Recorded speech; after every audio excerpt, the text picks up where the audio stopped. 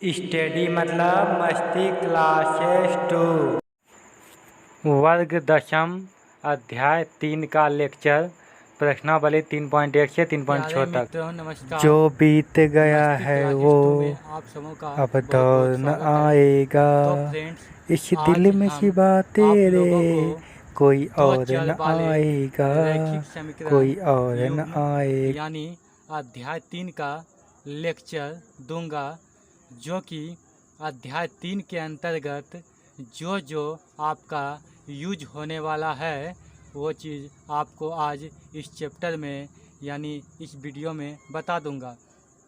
तो आप वीडियो को ध्यान से देखिएगा।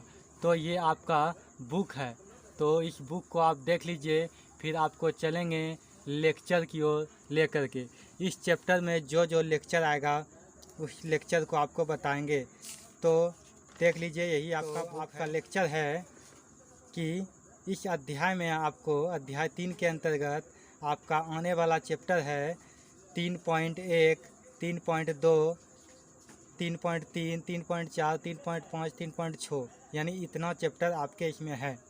तो देखिए, दो चर वाला रैखिक समीकरण युग्म। तो जैसे आप हर चैप्टर में जानते होंगे कि व्यापक रूप, मानक रूप और सामान्य रूप तीनों चीज़ होता है, तो तीनों एक ही चीज़ होता है। तो जैसे व्यापक रूप, मानक रूप, जैसे किसी व्यक्ति का कुछ नाम होता है तो उसको किसी चीज़ से सूचित करते हैं। जैसे कि कोई नाम जैसे मोनू, तो मोनू को हम एम से सूचित कर सकते हैं कि मोनू कुमार, जैसे बोलेंगे एम के। तो ठीक उसी प्रकार से इस चैप्टर में दो चरों वाला रैखिक समीकरण युग्म जो है, इसका व्यापक रूप, मानक रूप यानी इसको सूचित कर सकते हैं किससे, यानी इसको कैसे पहचानेंगे। तो इसका पहचानने का ट्रिक है a1 अक्ष plus b1 Y plus c1 बराबर 0 और दूसरा a2 अक्ष plus b2 Y plus c2 बराबर 0। इस प्रकार से होता है। तो इसमें दोस्तों तो उस नियम को देखेंगे केस 1, केस 2, केस 3 करके। तो केस फर्स्ट में देखिए नियम क्या है। तो केस फर्स्ट में नियम यहाँ पर है, यदि a1/a2 not equal to b1/b2 not equal to c1/c2 हो तो इसका नियम होता है कि नंबर 1, समीकरण युग्म द्वारा निरूपित रेखाएं प्रतिच्छेदी होगी।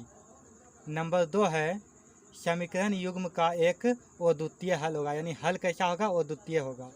और तीसरा है, समीकरण युग्म संगत होगा, यानी संगत मतलब अविरोधी। यानी जैसे आप एग्जाम्पल के तौर पर जान सकते हैं कि अगर किसी व्यक्ति के बीच अगर संगति होता है तो उसमें अगर कोई व्यक्ति विरोध करने के लिए आता है तो उसका विरोध क्या होता है, ख़त्म हो जाता है। इसलिए अगर संगत हो तो क्या हो जाएगा, वो विरोधी। कब, जबकि तीनों बराबर नहीं हो तब। अब चलते हैं तो केस 2 आपका है, यदि a1/a2 बराबर b1/b2 बराबर c1/c2 हो तो तब देखिए क्या होता है। तब इसका नियम है, समीकरण युग्म द्वारा निरूपित रेखाएं समपाती होती है। समपाती मतलब क्या होता है, रेखा पर रेखा। प्रतिच्छेदी का मतलब कटकुट, यानी इधर से आया उधर से आया, बीच में कट गया, उसी को बोलते हैं प्रतिच्छेदी। और समपाती मतलब रेखा पर रेखा।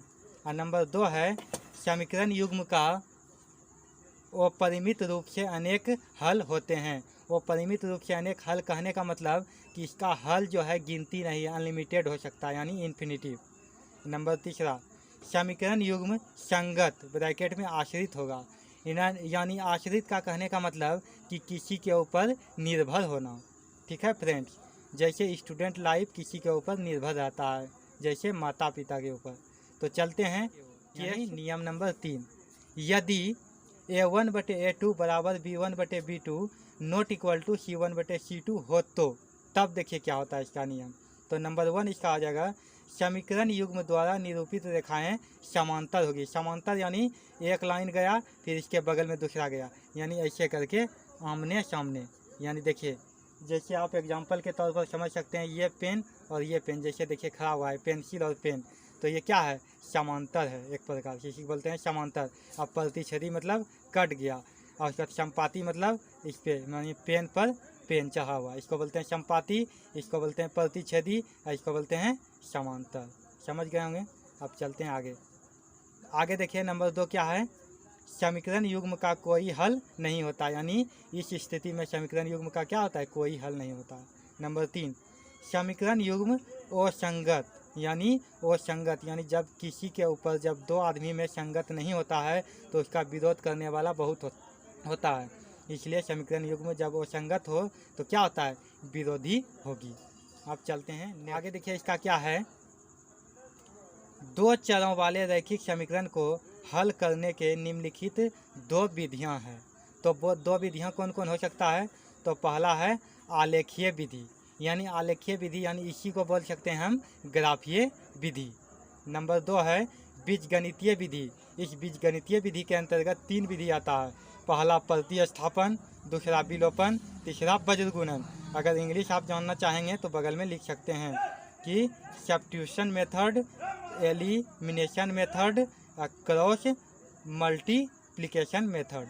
आपको अगर इंग्लिश ये देखना है तो देख लीजिए। स्थापन विधि और विलोपन विधि, इस दोनों में जो है आपको फार्मूला नहीं मिलता है, ठीक है, यानी दो विधि में आपको फार्मूला नहीं मिलता है। लेकिन तीसरा जो विधि है आपका वज्रगुणन विधि, इसमें क्या होता है, फार्मूला लगता है, यानी सूत्र लगता है।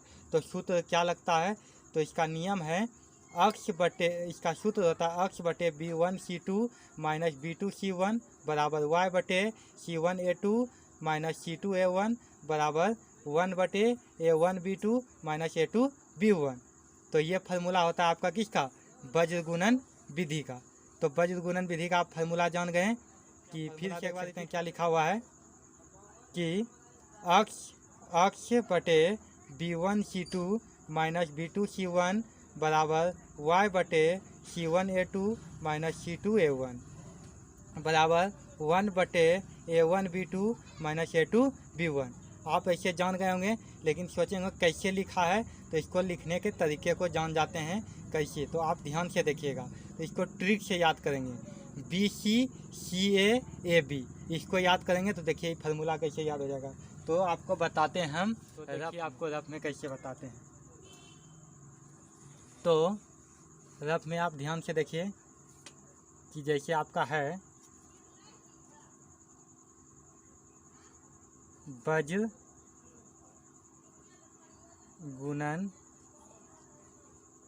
विधि, इसका सूत्र कैसे लिखते हैं, तो देखिए आप, तो इसमें आपको याद चीज़ क्या रखना है कि पहले नंबर में अक्ष देना है और दूसरे में आपको y देना है और तीसरे में क्या देना है, 1 देना है। ये 3 चीज़ तो आपको अच्छे से याद रह जाएगा, याद रहेगा या नहीं, रह जाएगा। तो अब चलते हैं, इसको क्या दे देना है, बटे दे देना है, तीनों में बटे दे दीजिए, दे दिए बटे। अब बीच में क्या दे देना है, बराबर। यहाँ तक आपको कोई दिक्कत नहीं। आप देखिए क्या देना है, BC दे दिए, CA BC CA AB, उसके बाद फिर दे देंगे AB।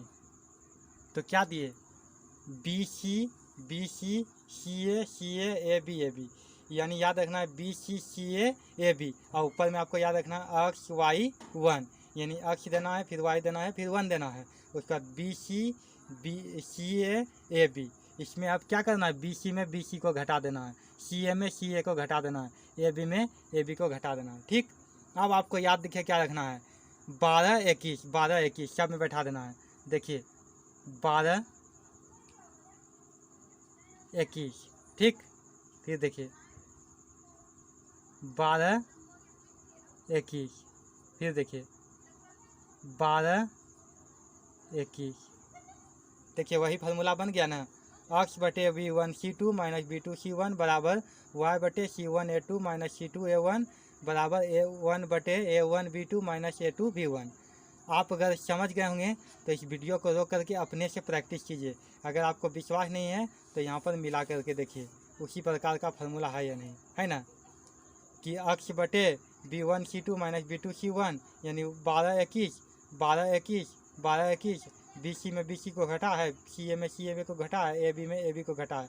तो आपको याद क्या रखना है, अक्ष Y1 और BC CA AB। तो आपको ये वीडियो कैसा लगा कमेंट बॉक्स में ज़रूर बताइए।